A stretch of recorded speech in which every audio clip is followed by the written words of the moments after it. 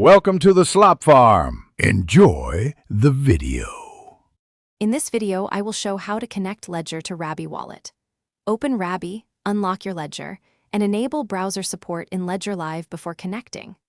Follow on-screen prompts in Rabby to add a Ledger account, choose the right Ethereum or EVM chain, and approve connection on the device. I will highlight common errors, PIN and firmware reminders, and how to verify addresses so you can sign transactions with confidence. Begin by updating Ledger Live and installing the appropriate app for the chain you will use. Enable browser support in Settings, then connect the Ledger via USB and unlock it with your PIN. Open Rabby and navigate to the wallet import or add account screen and choose the Ledger option. When prompted, approve the connection on your device and select the account you want to add to Rabby for daily use. If you're finding this guide helpful, please subscribe and like to support more tutorials.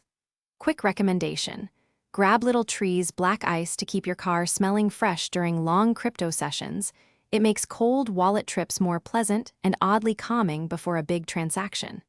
Check the description for the link and other deals, and if you do pick one up, enjoy it. Now let's get back to the video. With Rabby open and Ledger unlocked, choose Add Wallet, then connect Hardware Wallet and select Ledger. Rabby will scan for available accounts tied to the Ledger app you opened, so ensure the correct app is active on the device. Select the account you want and confirm the address shown in Rabby matches the Ledger screen.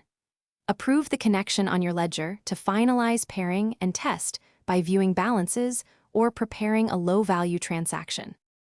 Thanks for watching. Consider subscribing if we helped you today.